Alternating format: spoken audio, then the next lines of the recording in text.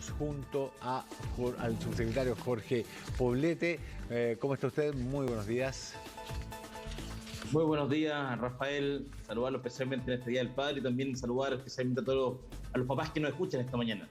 Subsecretario de Educación estaba diciendo para conversar un poco sobre las informaciones que hemos tenido sobre la posibilidad de que se mantenga las clases presenciales aún en tiempo de cuarentena. Y esto porque hay una serie de data que empuja a volver a las clases presenciales. Yo diría que la más importante de ellas es cómo se profundiza la brecha de los niños con mayores recursos versus los de menores recursos cuando no existen clases presenciales. Sin embargo, hay otras cifras, como la de 81 niños que han fallecido, que recomiendan ser prudentes. ¿Tenemos algún horizonte de parámetros que permitan hablar de un retorno presencial a clases de manera segura? Y cuando digo parámetros, digo tener cierta positividad, tener infraestructura, tener ventilación en las salas, algunos criterios a los cuales podamos remitirnos para hablar de un retorno seguro a las clases. Sí, Rafael, te agradezco la pregunta porque aquí me permite hacer un poco de contexto respecto a lo que ya ha ocurrido en Chile, porque parecía que esta discusión se está dando ahora. Pero lo primero que quiero decir es que los colegios en Chile se prepararon con mucho tiempo para poder brindar esa seguridad a las familias. Tanto es así que en diciembre del año pasado se entregaron los protocolos en conjunto el Ministerio de Educación y el Ministerio de Salud para permitir que las escuelas fueran un lugar seguro. Los colegios se prepararon en torno a estos protocolos y entregaron un plan de funcionamiento, todos los establecimientos del país, el 8 de enero de este año. Y es así como en marzo, bajo las condiciones que efectivamente todos conocemos, 4.500 colegios y 3.000 jardines partieron con clases presenciales respetando dos principios muy importantes. Por un lado, la gradualidad y flexibilidad, y por otro lado, la voluntariedad de los papás para poder decidir cuándo enviar sus hijos al colegio. Todo esto a la base, en el fondo, de poder brindar a la escuela todos los protocolos de cuidado para poder hacer de esto un lugar seguro. Y a esto se añadió posteriormente el proceso de vacunación priorizado de todos los trabajadores de la educación, que ya hoy día se encuentran todos vacunados y se inicia además el proceso de vacunación en los próximos días, en el fondo, de los niños entre 12 y 17 años. Por lo tanto, creo que ya hay elementos suficientes, tanto desde el punto de vista de la preparación de los establecimientos como también medidas sanitarias para ello, para permitir que la escuela sea un lugar seguro. ¿Cuál es el documento científico que establece las condiciones que debe tener un establecimiento para poder albergar niños? ¿De qué espacios por persona hablamos? ¿De qué cantidad de ventilación? ¿De qué filtros se van a usar si es que se usan? ¿De cómo se van a organizar las burbujas para que los niños de un curso no se integren con otro? ¿A qué documento reconocido, creo yo, por la OMS o por, no sé, algún colegio médico nos podemos remitir para hablar de aquello?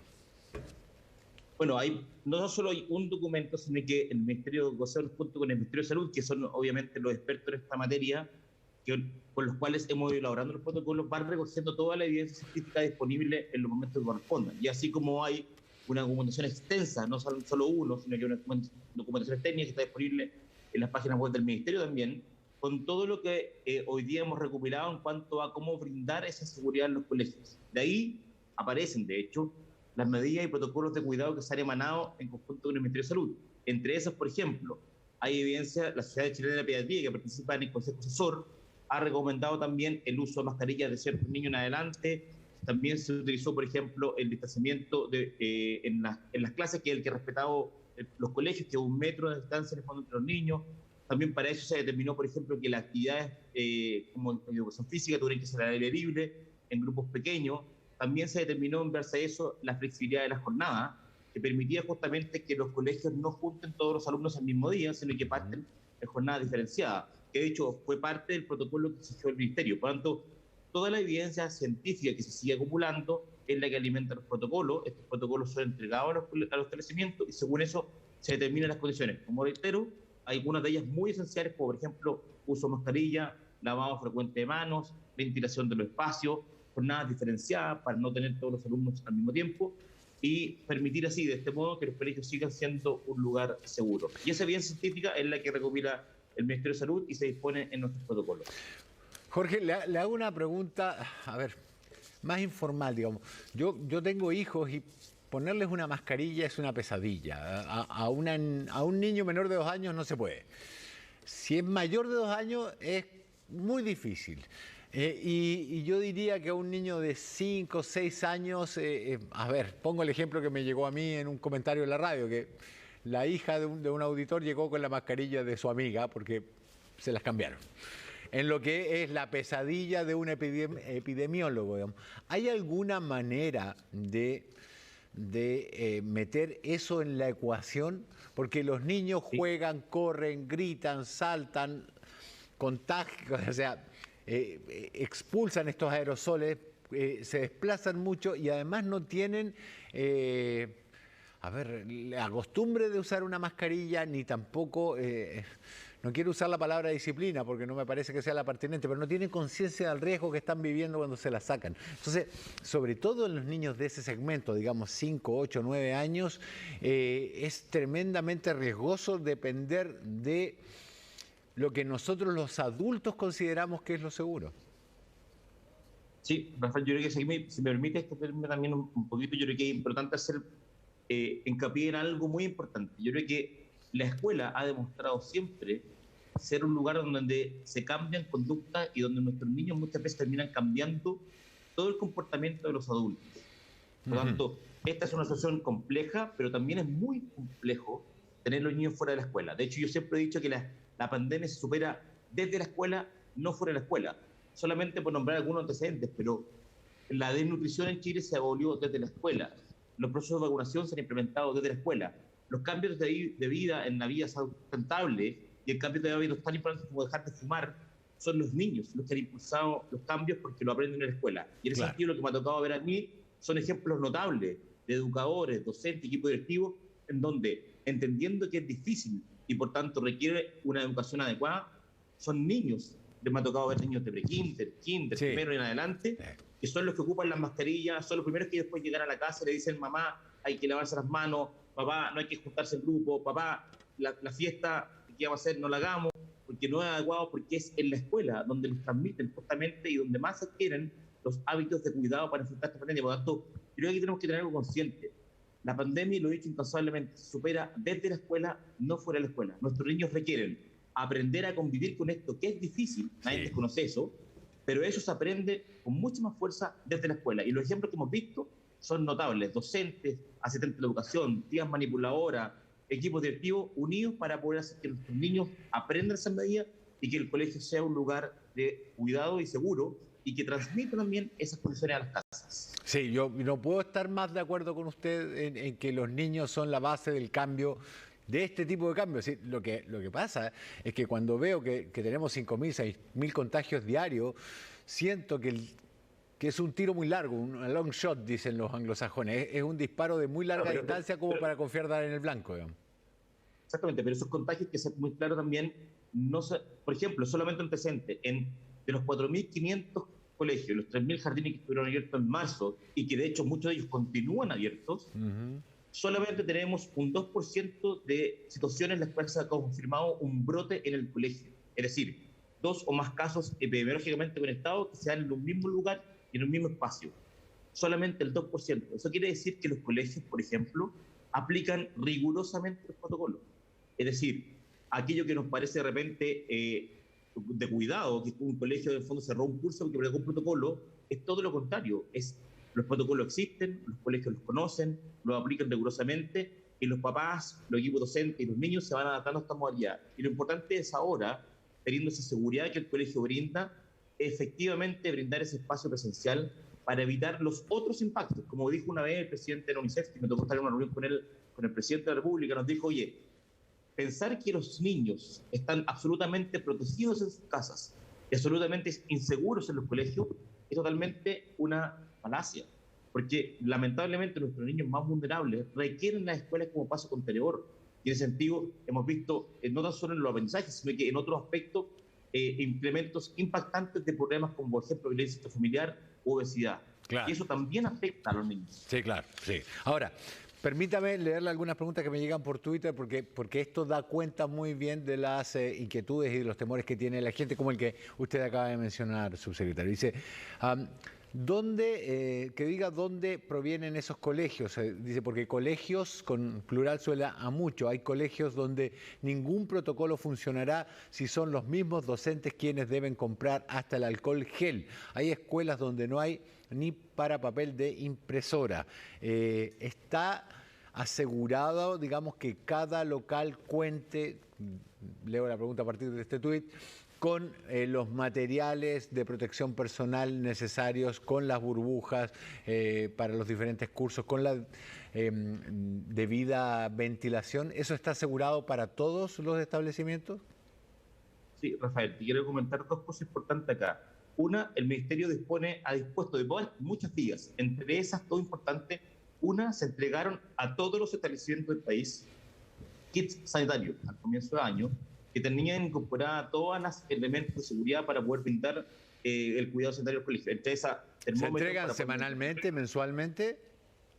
Se entregaron al comienzo de año para todos los establecimientos, con los insumos para poder efectivamente enfrentar los inicios de clase. Recordemos que hoy día existen más o menos como 5.000 colegios que no han abierto nunca sus puertas, y esos colegios, me imagino, tienen todos sus kits guardados para poder ocuparlo en el momento que partan las clases. Pero adicionalmente, aquellos colegios que han comenzado las clases, se flexibilizó una subvención muy importante, que es la subvención escolar preferencial, disponibilizando más de 10.000 millones de pesos mensuales en el sistema escolar para que puedan utilizarlos en las compras de artículos también de cuidado, como también en artículos, por ejemplo, como tablets o conexión a internet, para poder ayudar a los alumnos en este periodo. Y eso se está utilizando. Lamentablemente tenemos muchos municipios que no han ocupado esos recursos, es paradójico, pero están disponibles. El ministro anunció, hay 57.000 millones de pesos el año pasado que no se ocuparon, estando disponibles. Pero adicionalmente a esto, quiero mencionar también que los ejemplos más notables que he visto son justamente sectores vulnerables. Por ejemplo, los servicios locales de educación, que son los nuevos sostenedores, tienen aproximadamente 60% de escuelas abiertas. Me ha tocado visitar colegios en Pudahuel, La Granja, Cerro Navia, siendo fuera de Santiago. Me ha tocado ir a Maule, Antofagasta. ¿Le ha tocado ir a escuelas rurales? Exactamente. También ¿Y tienen tablets y cámaras para poder elegir si quieren ser presencial o por ejemplo, telemática? De hecho, el ejemplo, yo diría, más notable que me tocó fue ver en el sector rural de la quinta región, donde ya a comienzos de la pandemia, el colegio rural tenía la modalidad semipresencial instalada, tenía tablets que había comprado con la subvención escolar preferencial que tuve alumnos con MAM, pero además tenía el programa que salió en reportajes, el programa de entrega cada 15 días de material impreso para los alumnos que, aún teniendo todos esos apoyos, tienen dificultades pedagógicas para poder seguir. Es decir, los docentes iban a las casas, entregaban el material y acompañaban al alumno durante algún momento. Para que quede meridianamente claro, subsecretario, ¿todas las escuelas rurales tienen hoy tablets, cámaras y conectividad para darle clases a sus alumnos si eligen hacerla de manera telemática? La conectividad entre el alumno y la escuela está asegurada por diferentes vías. Aquí, para ser bien claro, no todos los colegios en Chile, y de hecho un proyecto que impulsa ahora, tienen la conectividad a través del medio electrónico, en el fondo internet. Hoy día lo que hemos hecho es, el colegio que tiene internet tiene disponibilidad de recursos para tener los tablets. Además de eso, tiene los textos escolares que hemos tocado como ministerio, que se pueden repartir también en casa, pero además de eso hemos tenido orientaciones para que complementen el Aprendo TV y el Aprendo FM para aquellos lugares donde la conectividad es aún más compleja. Y en ese sentido, agradecer también la colaboración de los medios, porque el Aprendo TV y el Aprendo FM son penetraciones muy importantes en el sector rural, justamente que acompañan el proceso educativo. Por lo tanto, la conectividad la hemos buscado a través de diferentes medios. Adicionalmente a eso, el gobierno impulsó el proyecto Conectividad 2030, que lo que busca es que el 99,9% de los establecimientos del país cuenten con internet de alta velocidad de aquí al 2022. Por lo tanto, esta pandemia es compleja, es difícil, pero... De aquí al 2022, ya haber pasado la pandemia. Bueno, 8.300 son este año, el resto son el próximo año, pero ojo que hay un tema muy importante, que las consecuencias negativas de esta pandemia no se van a superar volviendo a clase y estando 2 meses en el colegio. acá hay que entender que la profundidad Claro, es tremenda. claro, esto va a ser un lustro largo, digamos, Esto va a 5 ser un años por camino lo menos. largo y que va a requerir mantener estos esfuerzos. O sea, por ejemplo, el Aprendo FM, el Aprendo TV, la conectividad, la entrega de elementos digitales para que los alumnos puedan complementar el proceso educativo, es algo que nosotros hemos pensado mantenerlo, Claro. continuarlo y potenciarlo. Claro, evidente, porque son cosas a las que el mercado no le interesó hacer nunca y que requieren de un apoyo estatal, de un apoyo con otra visión. Permítame una pregunta que me han hecho, digamos. Una profesora o un profesor que tiene que hacer una clase con una tablet para 20 alumnos y además tiene a 10 alumnos presenciales.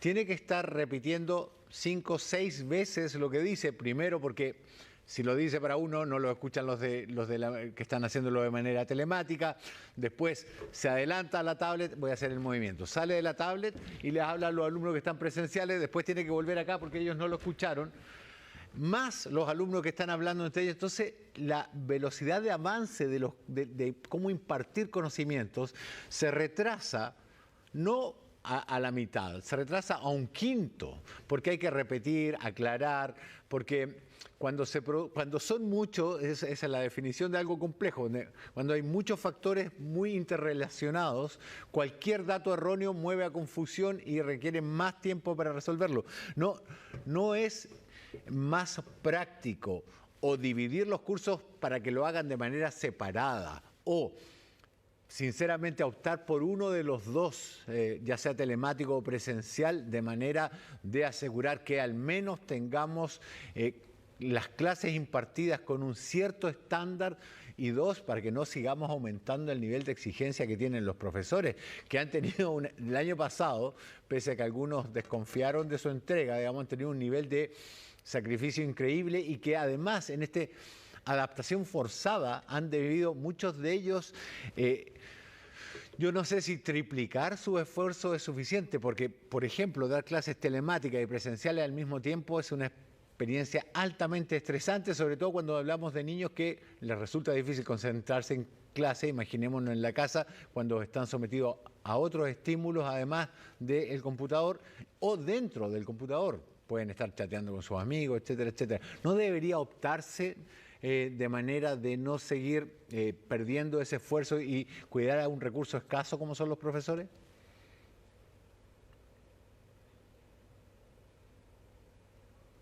¿Subsecretario? Mira, primero que todo, para poder darle contexto, esto es...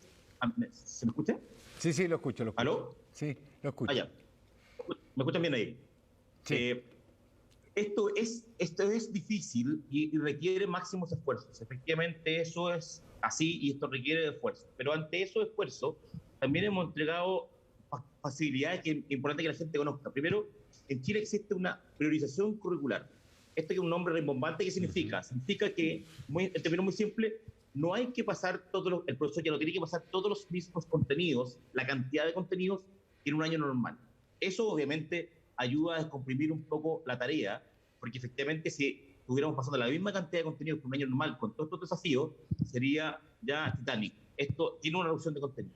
Segundo, esto también requiere un proceso de aprendizaje en torno a las flexibilidades que ya hemos entregado. Por ejemplo, que tú mencionas que es dividir los cursos o ocupar otras posibilidades, eso también está dado por el Ministerio. A mí me tocó, por ejemplo, estar en un liceo universitario en Cerro Alegre, en Río Ibaña, al comienzo de la pandemia, donde estaban con dificultades como esta, y, por ejemplo, ellos optaron por también tener modelos asincrónicos, es decir, yo hago la clase, normalmente con los 10 alumnos que tengo acá, grabo la clase y después la envío a los alumnos que están en sus casas.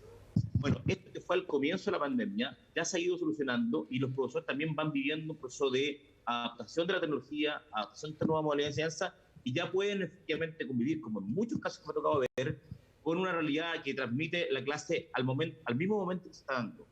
Pero para los colegios o los profesores que tengan mayores dificultades pueden también optar por modelos también asincrónicos que les permitan entregar los mismos contenidos, reitero, tan reducidos y focalizados en los objetivos de aprendizaje fundamentales para poder enfrentar este momento, que, reitero, requiere un esfuerzo importante. ¿Y por qué requiere ese esfuerzo?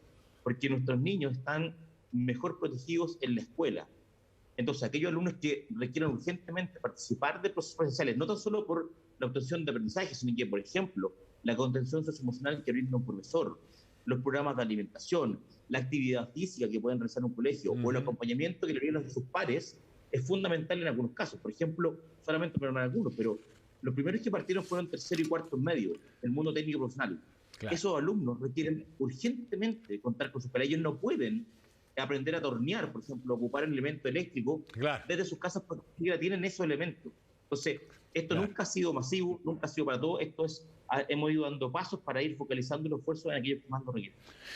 Subsecretario de Educación, don Jorge Poblete, le quiero dar las gracias por este contacto con CNN y con Chilevisión en esta jornada, Día del Padre, además, domingo.